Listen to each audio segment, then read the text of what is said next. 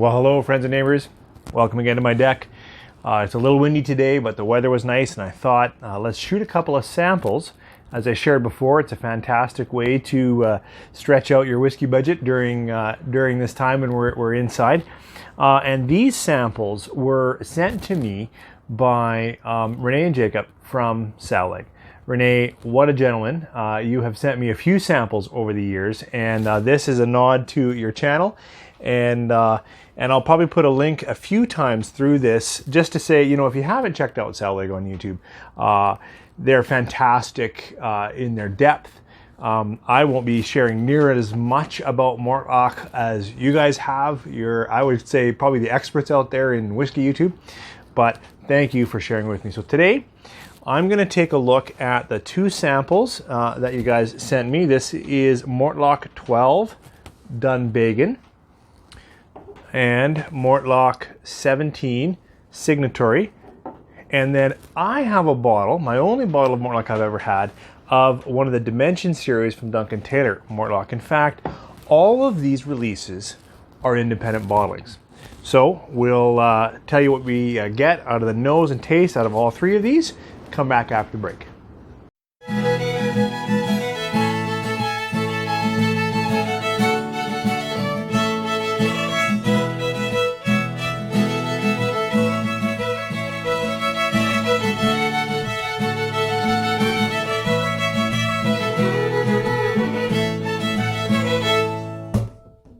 Thanks for staying with me, and as I said, if you have yet to check out SOWLEG, please do. They really offer a lot of insight. In fact, what I'm sharing you now, I learned from that channel, which is, you know, Mortlach, well, I didn't know that Mortlach was a big part of Johnnie Walker, but what I didn't know is that they distill their spirit, what did you say, Rene? 2.8 times. I thought, boy, what a strange number, but it seems like it's, instead of 3 times where you'd get a light triple distilled, it's like the regular 2, but somehow they redistill the cut more, the high, like the front and the tails, the heads and the tails are redistilled or something. So they actually end up taking a broader cut, which tends to give whiskey, when you take a broader cut, it tends to give whiskey a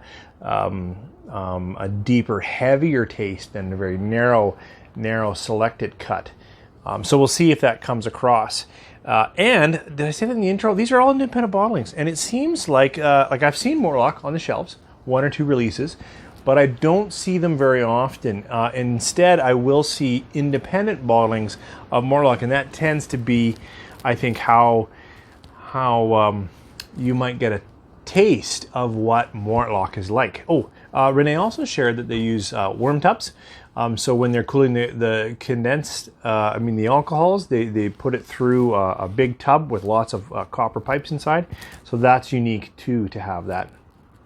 I'm going to start with Mortlach 12 Dunvegan. It's just a tasting. It just can't be a rating. It's just going to be what I get. If you have a Mortlach, pour it. If you don't, if you have a Johnnie Walker, pour that. We'll see if we get any of the same notes. This has to be some sherry. Lots of fruits coming up top. Juicy fruits, stone fruits, but very expressive. Oh, you know what? I should have poured my this one too, and I'll go through the nose of each and then the taste of each. I should have done that. I don't know what I was thinking. All right, so the 12-year-old, nice nose. Fruity, pulls me in nicely. Oh, these are both 46%. This is a cask release. It is 53.8%. Oh, wow. What a different nose. Light, juicy, fruity stone fruit. Yep. And then this is lemon, tart, orchard.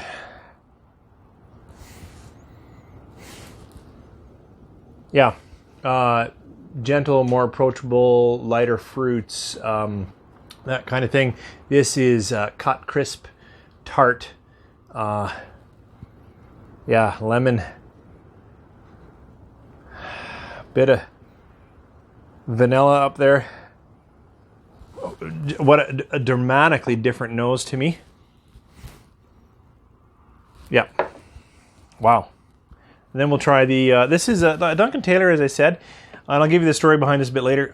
This is a 15-year-old, 53.8. Nice thing is, it's a single cask, and it is not colored or chill filtered. Oh, and different again. A little more nut. Somehow almost more malt. Yeah, like more oat. When I say malt, it's like that. What is that cereal nature? But surprisingly, you know, going up to 53.8%, not any more alcohol. Now, I am outside, so it might be dissipating. Sharper, sour. Yeah. Just lightly spiced. Quite fruity. Of the three, I think I like this nose the best, and then the cask, and the 17, I don't know. It's a little sour. Something on it is kind of putting me off. All right, let's jump in, taste a little bit. So we'll start with the 12, go 17, and go cask strength. See how it is. Hope you have something to pour along. Slanja.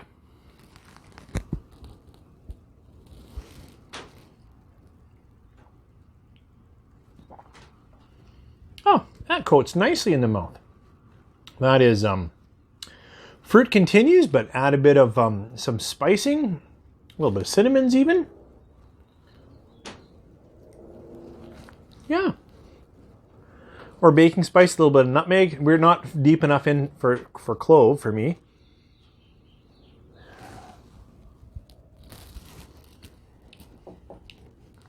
Boy, I really like the mouthfeel and the nose of that one. That would be a nice, relaxing dram. Lots of layer, lots of flavor, a bit chewy.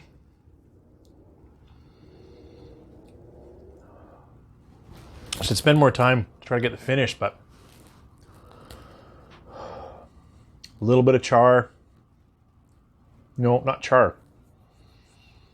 Yeah, a little bit of sulfur maybe. Yeah, maybe more like that. Like a cooked fruit. Not quite enough to be burnt fruit, but you know, a heavy cooked something. I think I like that dram. Thanks, Rene. Yeah, almost on the edge of soapy, lemony, lemon curd. Interesting. Want to try?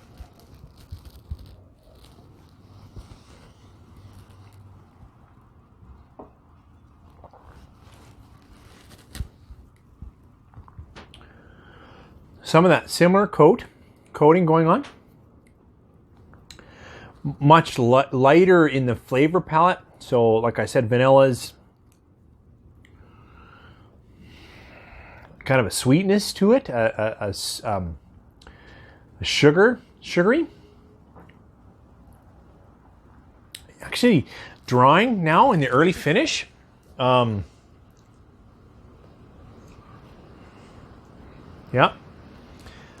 Lighter. Yeah, and if you're looking for a lighter, crisper, cleaner lemon vanilla, still coating, but drying in the finish, that's quite enjoyable. All right, now this one I've tasted before. I haven't had a lot of it. You can see I'm just past the neck. But it has been open for about a month. And now in the nose, some of the same kind of lemon qualities of the 17. Remember, this is a 15-year-old single cask, but at 53.8. And it's an ex-bourbon cask. Yeah, it's almost a weaker nose. Like it's not as sharp as the 17. It's certainly not as fruited as the 12.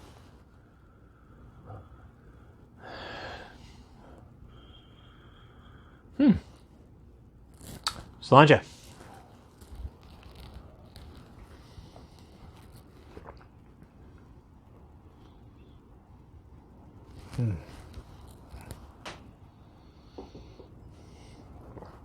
I would say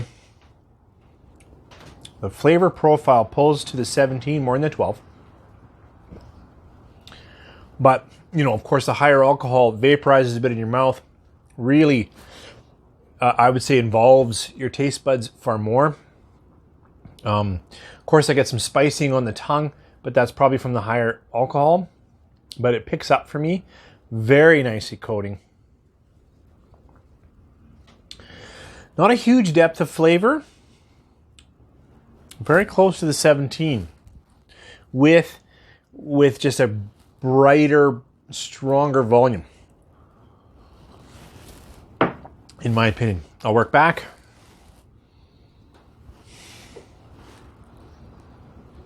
I do like the nose a little bit more on this. There's an edge of sourness in this.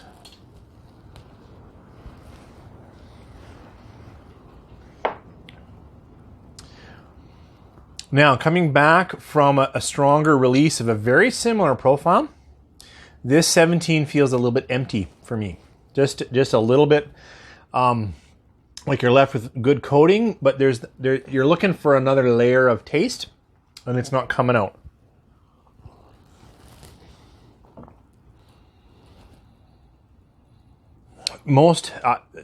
To me, this 12-year-old Dunvegan, best nose,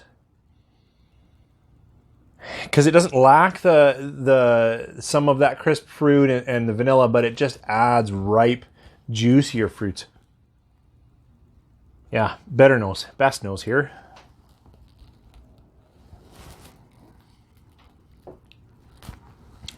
Yeah, and some of that red fruits come through that you're getting from sherries. It's not a sherry bomb by any means, but it's touched by that. It does have a sulfur note to me at the end. I got it again. But I'm thankful for this. Now, one word I've avoided, it's in my notes for this guy. Not bad. It's a close second to that. It's definitely better than 17 for me.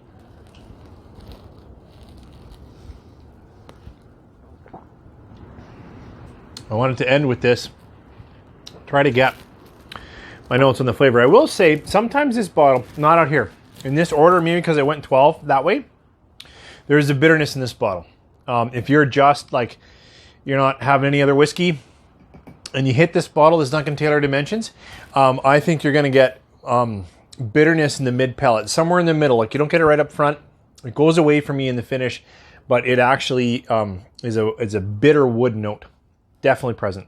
I'm not getting it now because I think of all the other expressions. My tongue just really didn't pick that out.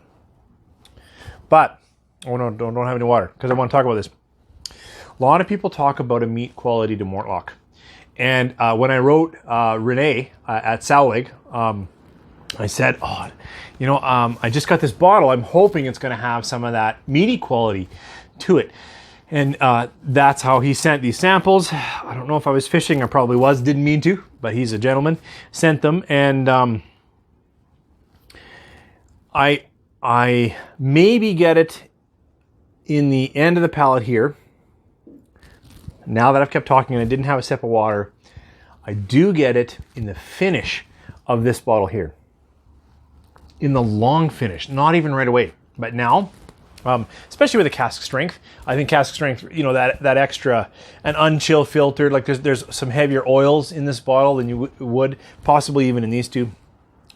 And there, the long finish for me, and this has a long finish, that bottle, I do get that, I've heard it described as pigskin or meat. Barbecue is a little sweeter for me. When I think about barbecues, I often think of sherried peated drams because they've got some of that meat, but they've also got like some really high fruits, and I'm not getting that here. But just a wisp of bacon, just a wisp. You had some bacon breakfast, and it was the last thing you had, and then an hour later, you're like, oh yeah, that bacon's kind of in the air. To me, that's the finish on at least this Dimensions bottle Mortlach. I get it a little bit in the 12 here, I think, in the palate. Did I say that? Yeah, I think so. But it doesn't overwhelm me. And I don't think if I had seen it, I would have picked it up right away. Because for me, it's quite far back. Anyways, thanks. That's my thoughts. I would buy any one of these. I would probably buy the 12 before anything else. But this, so thanks. That's my review. Then I just want to give a note on whiskey hunting or searching. If you've been a long time viewer of the channel, you know that I definitely do that. And this bottle, this Mortlach, 15-year-old, 53.8%, I picked up for $43 Canadian. That's like maybe $32, $34 US, which is a crime. I mean, that is a steal. And it's funny because where I got it, they put it on clearance, bought it without even thinking. And then I've since been back, and some of the other bottles I have in this Dimension series, I don't know if they realized, wait a second, these are unique, and they're back up to clearance for $100, right? Like $130 now for $100, or $140 now for $100. So it is, if you're a whiskey hound like me, I just want to say, I think it's a great idea weekly to just drop into a few stores, because it is not the first time that I've had a store put something on clearance because it's been on the shelf for a while, right? Like this hit the shelf back in 2012, and it probably literally hit the shelf in 2012. So of course, 2019, they're thinking, we got to clear this bottle out of here. And I was thankful they did, because I would, $43 in a heartbeat. $100 would be a tough sell for me. Of course, 53.8, unique expression, it's worth considering, but this 12, which I think sits around that same kind of price, is possibly a better dram.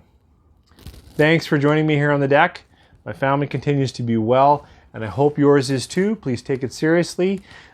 Social distance, stay at home. Please listen to the health professionals, not necessarily our politicians. I think we need to really listen to the people that are looking at research and are looking out for our health first and foremost. Thanks so much for joining me. You guys have a great week.